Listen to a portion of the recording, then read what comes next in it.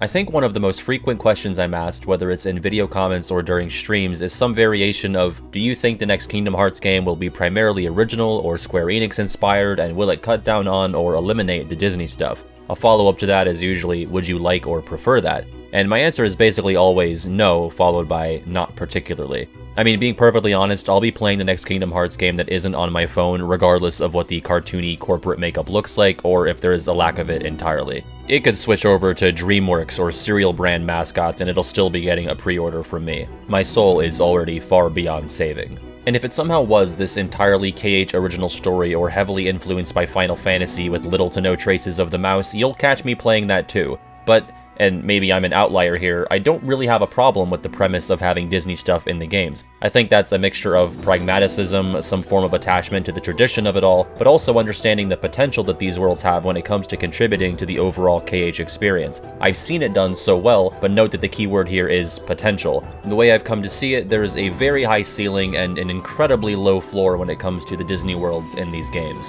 We're going to be discussing one of the two big Kingdom Hearts F words a lot today, that word being filler. I think popular opinion tends to lean towards tossing every Disney world in every game into the broad category of filler, and it's not a take I'm even really going to push back on. I think the series itself, for better or worse, identifies the bulk of its content as not crucial for you to experience first or second hand in order to have a grasp on the overarching plot. If you're getting any sort of summary from an official source, whether it's textual or visual, like the game's intros that often recap previous installments, those Disney worlds are all getting yada yada'd. 1, 2, Destiny Islands, Traverse Town, skip a few, Wonderland through Neverland, 99-100, Hollow Bastion, End of the World. Same can be said for everything else from COM to KH3. I think the reason the games themselves largely ignore the goings-on in these Disney locales is like partway for the sake of time and partway due to its own disinterest in doing so, but I think that's like respectively a 60-40 or 70-30 split. Because as much as you, and I think the series may agree that we can probably safely slap the filler label on these worlds, I think all three parties can just as safely agree that cool and interesting, albeit not always consequential stuff, can and does happen in these worlds, usually depending on the game you're playing.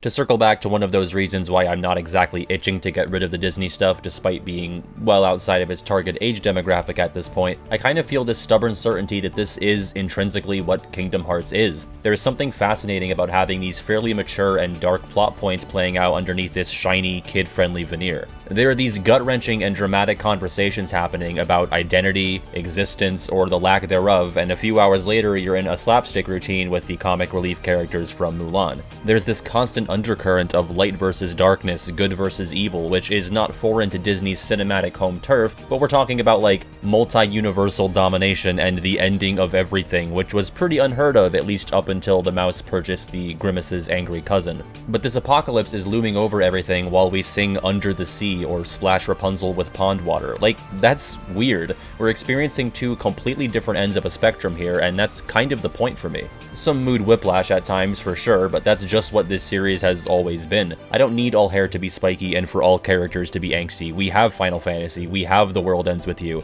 Kingdom Hearts is this separate beast entirely, one that has always leaned on this sometimes humorous but oftentimes effective juxtaposition of innocence and the loss of it. That all being said, the goal here today is to take a look at each Disney world in the main numbered titles and judge them based on how well I think each one integrates itself into the KH original stuff, whether that has to do with plot points, foreign characters who visit that world besides our own party, or just general theming efforts. For me, Kingdom Hearts has always been at its best when it fully leans into that aforementioned juxtaposition. I'm not asking for all action all the time, I'm certainly not in favor of the Disney characters fully taking a back seat in every world, although I think sometimes they can and things can turn out fine, and we'll get to that. But I don't want it to feel like I'm in a filler episode. That's like one of the least satisfying things you can do in my book. You can have a breather, but the worst thing I can feel after leaving a world is that it didn't matter, that you could cut it out and nothing of value would be lost. That can be said for some, and I think it can't be said as well for others, even in spite of the previously mentioned yada yadaing. I think there are pretty solidly 4 tiers, at least when it comes to how I personally grade a world's relevance in the grand scheme of things. There's the masterclass tier, where the Disney environment is like perfectly in sync with the outside KH world and actively helps you learn something about it.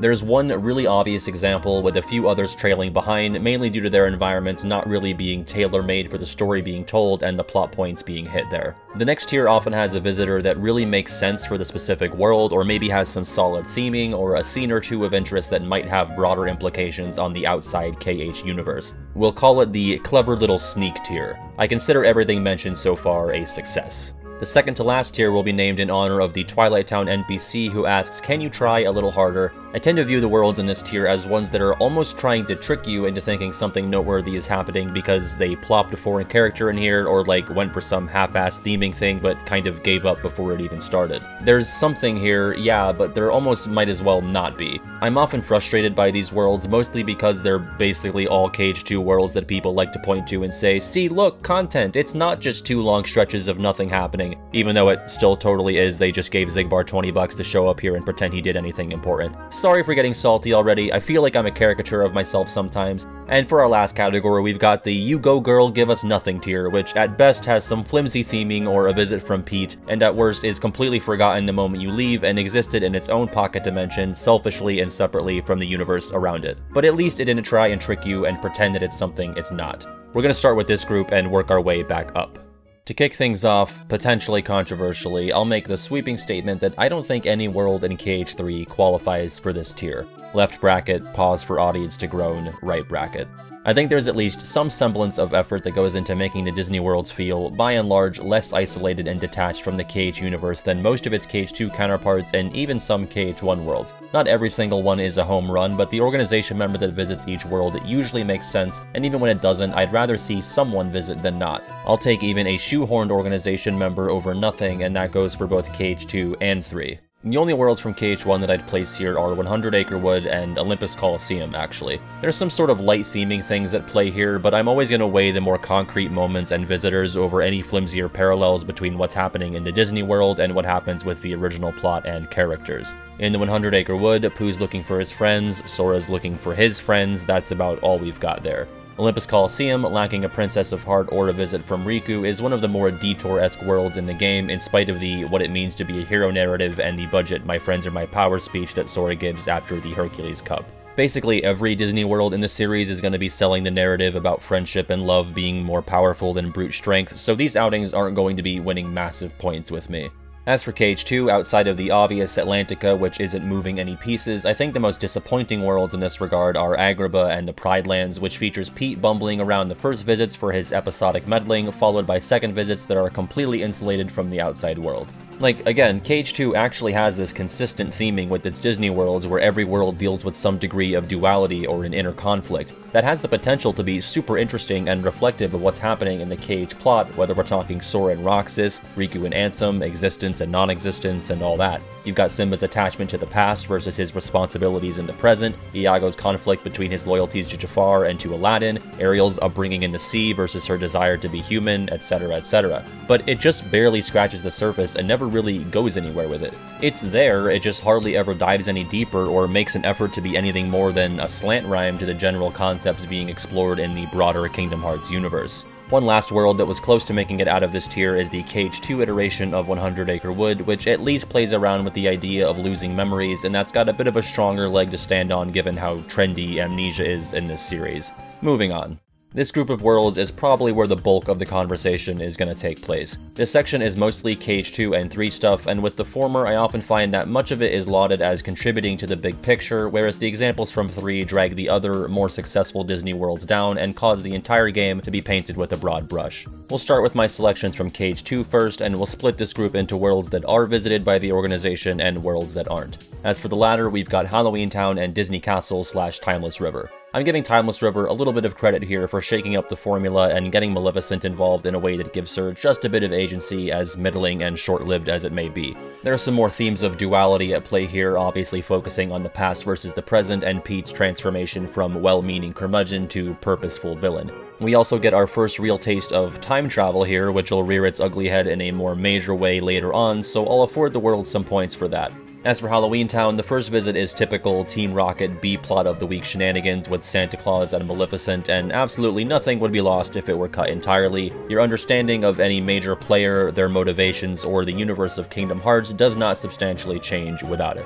But I do have a soft spot for the second visit and the story of the experiment, which I've come to enjoy as a sort of allegory for the organization or just nobodies in general. It's this empty husk searching for purpose through whatever means it can scrounge up, and both sides of the coin are, you know, persecuted and or murdered for it. Again, nothing is really lost in the grand scheme of things without it, but I felt like the game knew it was saying something this time, as opposed to most of the other occasions so far where it seemed like it was displaying parallel themes almost accidentally. The arguably more frustrating half of the KH2 worlds in this category includes the Land of Dragons, Olympus Coliseum, and Port Royal. These are all the Disney worlds with organization visitors minus Beast Castle, which is the only time where this is done in an interesting way. I give this group credit for having anyone from outside the world show up at all, but I don't consider anything in this tier as a successful example of integration. I don't find Xigbar, Demyx, or Luxord's contributions in these worlds to be noteworthy in the same way that I find Xaldin's visit to Beast Castle or most of the organization visits in KH3. Their appearances are brief, and this has never been enough to lift the entire world out of irrelevance for me, especially considering that in each case there's still a whole other visit which is somehow even less interesting or cohesive with the plot at large.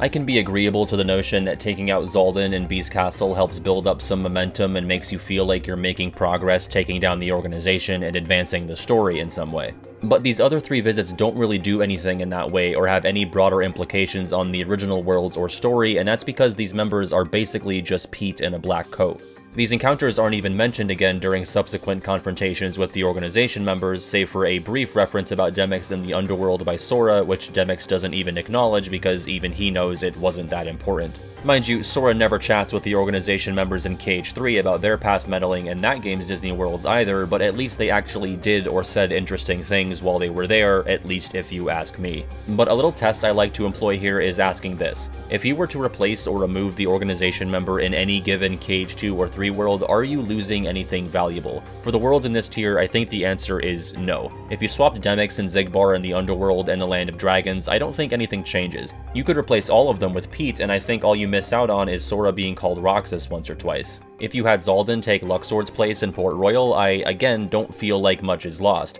Truthfully, you could swap Xaldin in Beast Castle for someone like a Saïx, and I think the world plays out the same way, but at least in that case the organization member is deeply invested and intertwined with what's happening in the world, as opposed to the others who are nothing more than general nuisances. I've always found Luxord in particular to be a head-scratcher. He at least interacts with Jack and the party through the parley, though this is all, again, in pursuit of a Pete tier scheme to, I guess, secure a heart from the Grim Reaper Heartless, but like, he literally just shows up one more time at the world that never was to die. Like, he exchanges 2 sentences with Sora, so why not just kill him off here? I think I'd rather feel like I was making more of that Xaldin slaying greed of progress during the drought of relevant content that is the second visits than having a 5th organization fight in the last world. The only true reason these guys ever show up in these worlds is so that you at least know what they look like for when you have to kill them later. Later as in when the game feels like giving them anything to do. Stealing the Olympus Stone for 2 minutes or summoning the Storm Rider isn't gonna cut it. This is, again, Pete behavior. And if you only have Pete behavior to spare, that's fine, but at least say something interesting or acknowledge that there are a ton of moving gears outside of this world based on an animated motion picture. I guess I'll give the Land of Dragons more credit than the others here for tossing Riku into the mix as well during the second visit, although I don't really get why he bothers to fight Sora on the summit instead of just running away to warn the Emperor. Again, I also want to stress that these small instances of potential intrigue all occur during one visit, not both. Land of Dragons 1, Port Royal 1, and Olympus Coliseum 2 are all entirely self-concerned, with the former 2 being entirely by the book, or rather by the movie retreads. It's unfortunate that most of the intrigue we get out of those second visits are clumped at the beginning of that act with the aforementioned bit of Land of Dragons and then Beast Castle, with basically nothing of note happening in these Disney worlds until the endgame. As for the KH3 worlds in this tier, I'll start with 100 Acre Wood, which I think is sort of de facto the best iteration of the world for the purposes of this exercise. Putting aside how disappointingly short and repetitive the visit is, I feel like it's saying something a bit more substantial and referencing the growth and turmoil Sora's been through since his first time here. The journal seems to imply that Sora's connection with Pooh is damaged because of his nearly becoming a Xehanort vessel, but I feel like there's still some intrigue moving forward there. Not a ton, but a little more than the first 2 trips. The other two KH3 worlds in this tier for me are actually the first and last, Olympus and San Francisco. I'd probably maintain that these put in more effort to pepper in those KH original story elements than the KH2 worlds in this tier, but I don't find them to be as successful as anything I have ranked above them. Olympus does at least hold the distinction of being the only Disney world in the game that the gang has a solid reason to visit, with Sora attempting to regain his lost strength. I don't feel like there's a ton else there though. Xigbar is the organization member here, and it's less so that he's a natural fit for it, and more so that the game wants us to get some screen time with him so the big twist at the end still hits hard. But he's not really saying anything that we or Sora don't already know, just sort of vague mumbo-jumbo. We've got Pete and Maleficent looking for the black box here, and it's obviously not that important considering they accomplish literally nothing throughout this whole game, but it's at least a funny gag that they mistakenly unearthed Pandora's box, which is something that only works in this particular world. Any moment like that where we can, in whatever small way, infuse the environment of the Disney world with original KH stuff is a win in my book. As for San Francisco, I consider the Dark Riku visit to be one of the weaker ones, even putting aside how awful it is that Dark Riku is somehow his own character and filling one of the 13 slots. He's also pretty contained to the last few minutes of the world, whereas most of the others are a bit more spaced out. I kind of get the angle they're going for here, like 2 Rikus, 2 Baymaxes, but I've always thought it was a missed opportunity to not lean more into the anti-Aqua angle, especially considering that the Dark World trip is the next major plot beat we'd be hitting after this world. I like that Dark Riku got his hands on the old combat chip for Baymax, but this whole idea of doing an experiment, especially one that's taking place like, I don't know, a day before the Keyblade War, is kind of just a worse version of the Toybox plot. Dark Riku also dumps some exposition about how the Vessels and Replica project work, and it's nice that we're acknowledging non-San Franciscan stuff here, but it does feel pretty tacked on. I will say, there's this moment where Sora says to him that all you need to do for a heart to be real is to see it, and that always felt very representative of that line from the trailers. Don't assume your dreams are just fantasy. If you can imagine a world, believe in it, and dive in. I think this conversation is at the core of the series moving forward, so this moment stuck out to me, just some food for thought.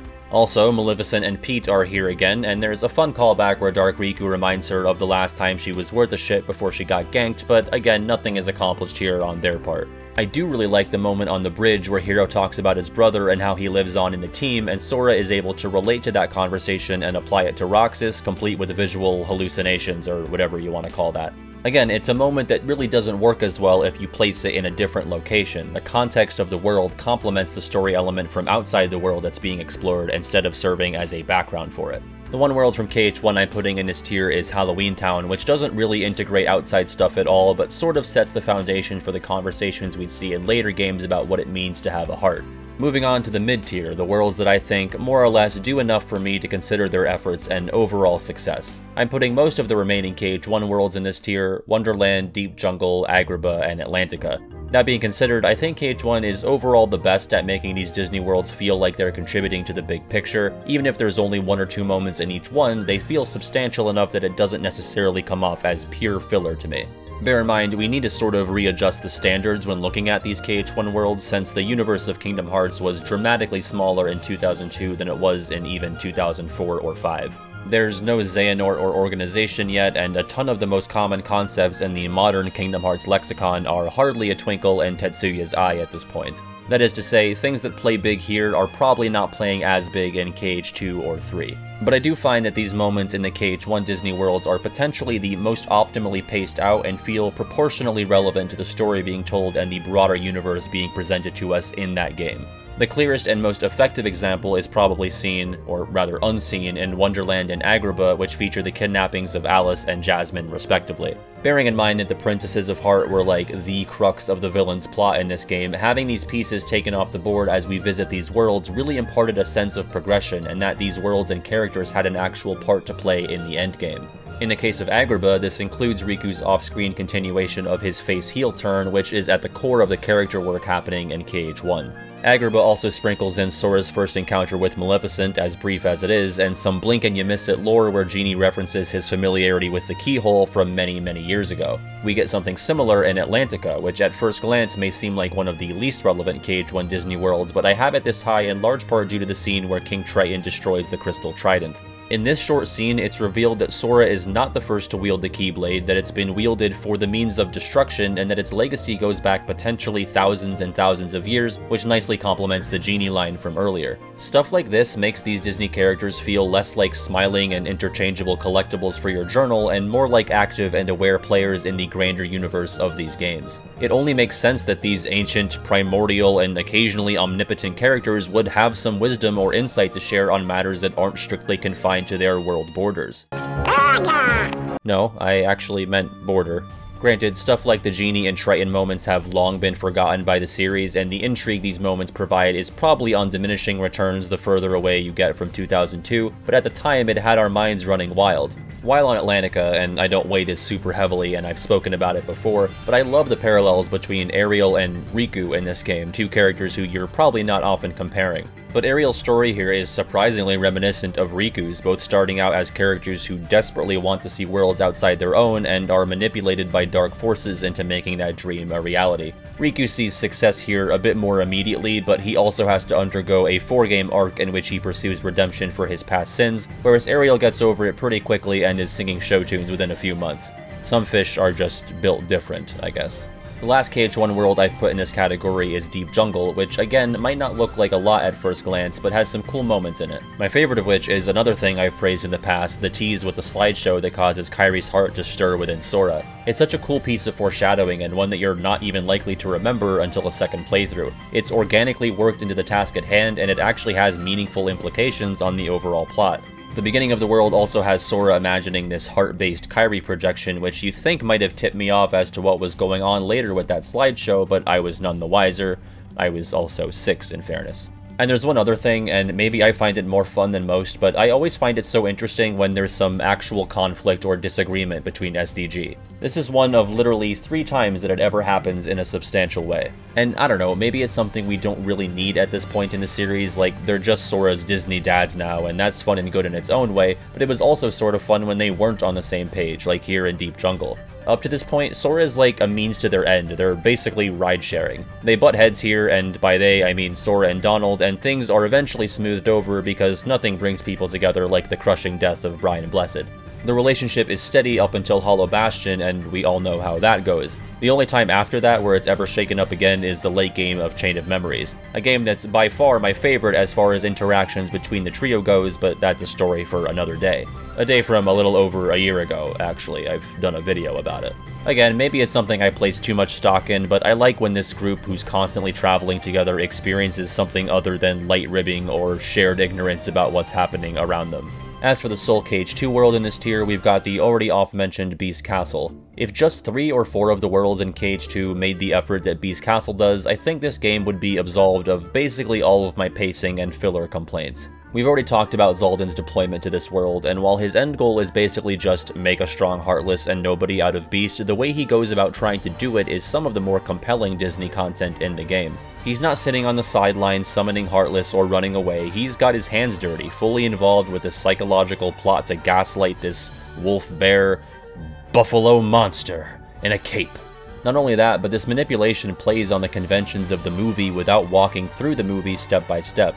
Zaldan getting into Beast's head and stealing the rose to achieve his goal is invented by the game, but still closely in sync with what we know about the source material. To make matters better, this plotline is stretched across the 2 visits, and while I might question why Zaldan has such tunnel vision on the Beast in both Days and KH2, he at least remains deeply entrenched and involved with the world's plot, which can't be said of Xigbar or Luxord in their visits. Also, he dies here, and that's a shakeup in and of itself. I definitely wasn't expecting to chip away at the organization in a Disney world.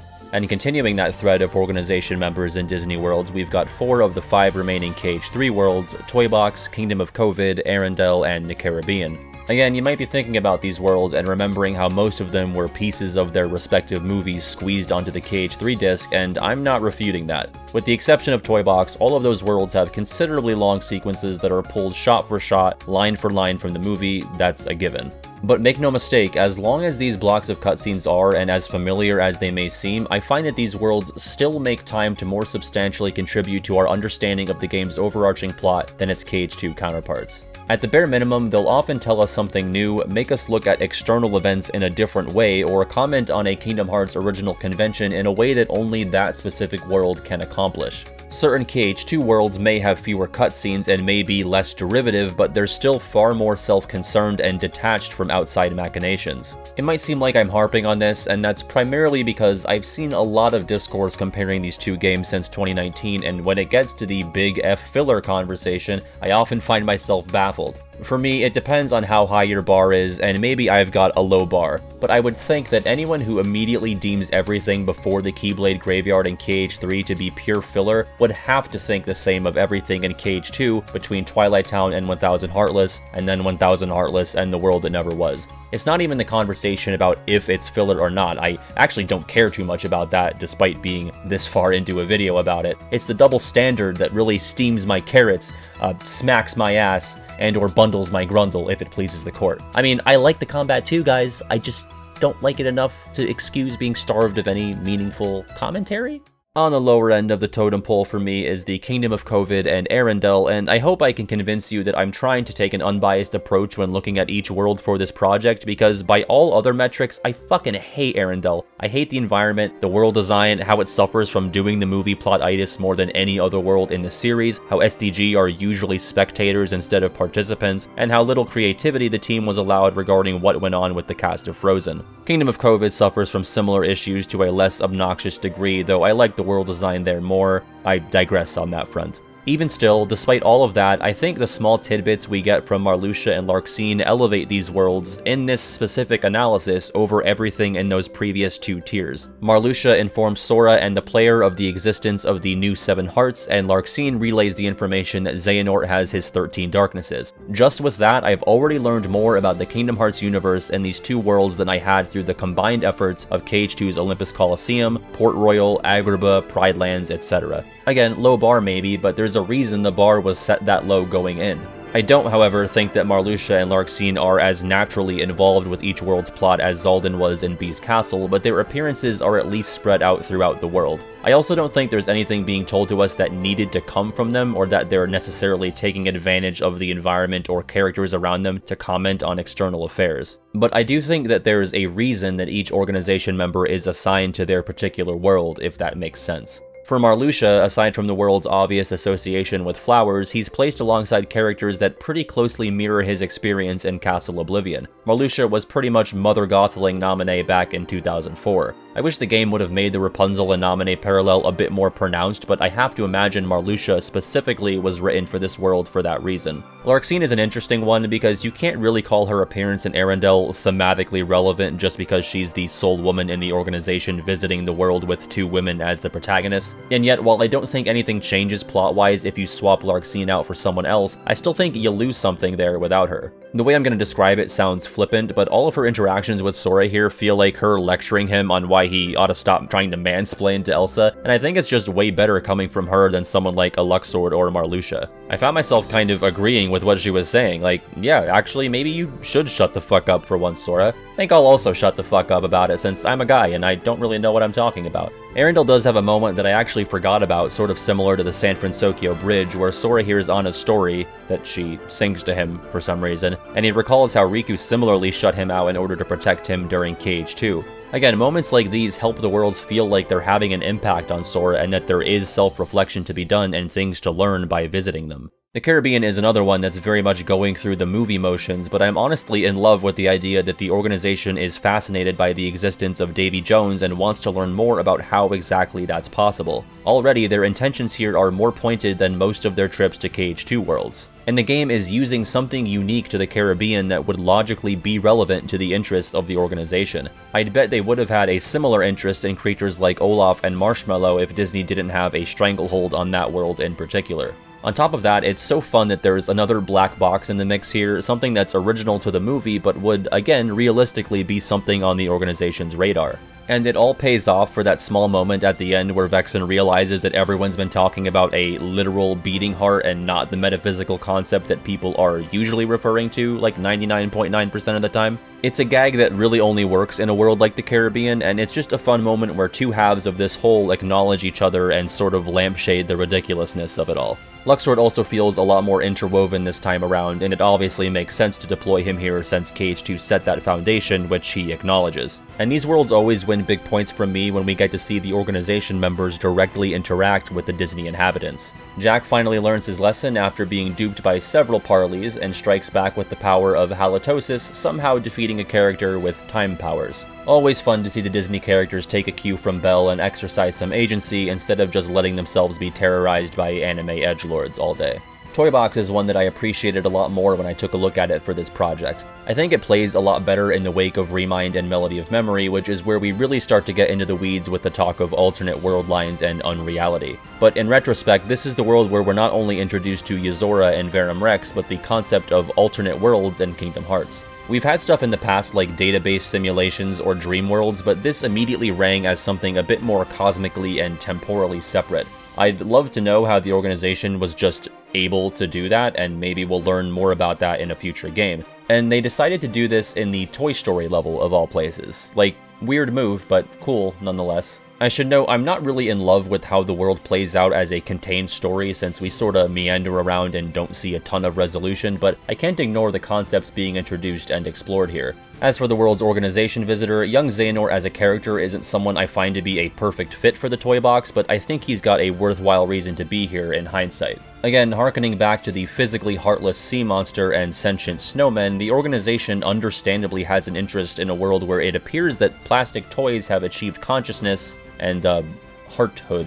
And the whole thing seems to be a worthwhile excursion for them since it looks like they learned from observing the toys here that empty vessels can reasonably grow or be given hearts, which has some fairly consequential implications for the endgame. Once again, we've taken something unique about this world and molded it to be useful in telling us something about the KH universe at large. Alright, we finally arrived at the Elite tier, 4 worlds and the numbered titles that I think do it the best in terms of Disney and KH original synergy, with one standing out above the rest. We'll just knock out the last KH3 world here and talk about Monstropolis, which is like one of those lightning in a bottle moments when it comes to that type of synergy. I'm not even talking about Yeetus Vanitas, which is legendary, the best example of a Disney character revolt. I could talk at length about how James P. Sullivan completely bodying this being of pure darkness is quintessential Kingdom Hearts. But Vanitas and the Unverse showing up here is so good. The world kicks off with Donald and Goofy eventually recognizing the Unversed emblem, which is nice to see since sometimes they conveniently forget about things like Yensid's Tower.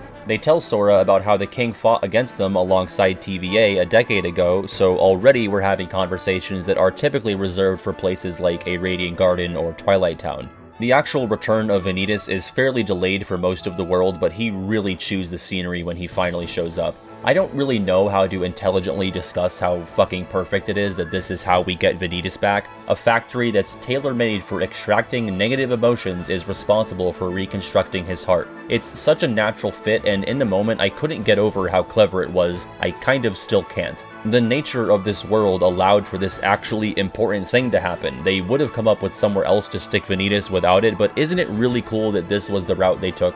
Also, small stuff here, but I also really appreciate small continuity nods like Sora's dumbass face or Sora recognizing that he met Vanitas at the Cathedral, aka Dream Drop City of Bells, because God knows I'm not pulling that off in French. Little things like that tend to go pretty far for me in the way of making things feel a bit less episodic. Our remaining KH1 worlds are Monstro and Neverland, which I've talked a lot about in past videos, but they're essentially just Disney-colored backdrops to the central drama of the game, which is the deterioration of the friendship between Sora and Riku. Monstro especially is built around that conflict, and it just happens to be taking place inside a whale. This is potentially the best example of a world where the Disney characters really take a backseat to what's happening with the original characters, though they still complement the situation. Riku has a keen interest in Pinocchio, and I guess it's implied that he's hoping he can essentially sacrifice this novelty with a heart in order to save Kairi, who is, by his metrics, more real than a wooden puppet. Just another example of answering the question, how can we take this Disney thing and work it into the main plot somehow?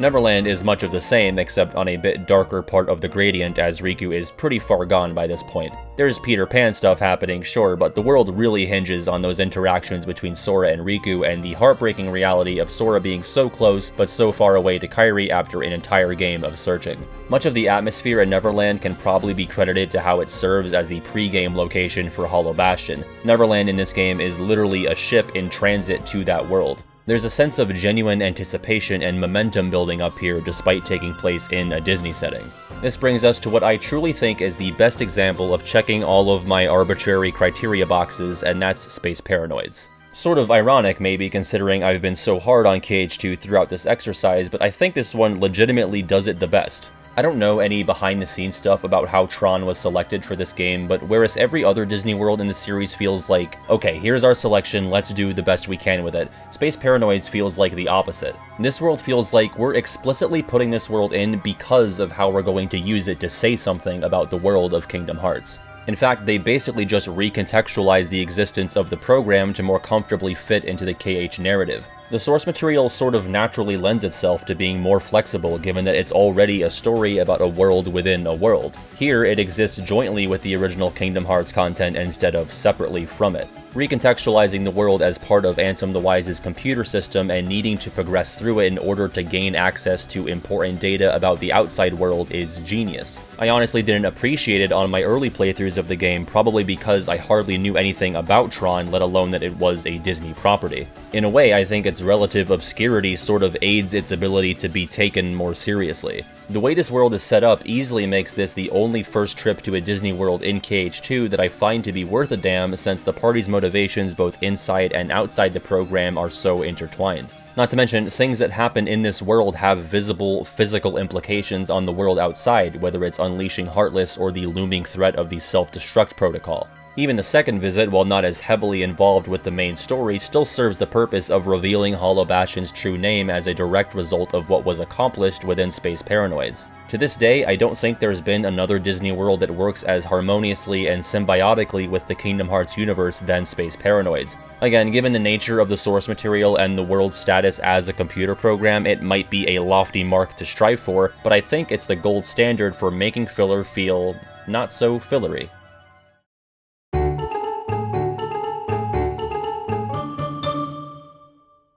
Well, if it isn't the end of the video. Fuck. Hope you enjoyed. Let me know your thoughts on the Disney worlds in these games. If you could, keep the amount of disparaging names in your comment to like a maximum of 2. Everyone gets 2, alright? I think that's pretty fair. I was going to include the Dream Drop and Birth by Sleep and maybe even like the Days and Calm worlds in there, but it was already getting as long as it was, so I decided to scrap that part of it. You know, maybe I'll do like a follow-up video where I kind of take a look at those worlds, depending on how this one is received. We'll see about that. Other than that, we are quickly approaching the 2-year anniversary of the channel. I've actually already recorded a video where I kind of talk about my my journey so far in that regard. But if you're not going to click on that, because it's like basically just me rambling and nothing to do with Kingdom Hearts, I do want to take this moment to thank you so much for your support over these past 2 years. This past year especially has just been crazy. And you know, I'll talk at length about how much it all means to me in that video. But again, thank you. As always, Twitter, Twitch, Discord, Patreon, if you liked the video, if you would consider supporting me on there, that would go miles and miles. I would greatly appreciate that. Alright, enough of me and my face. Here is some lovely fan art and my list of cool patrons, which is redundant because they're all cool. Thank you so much. Bye-bye.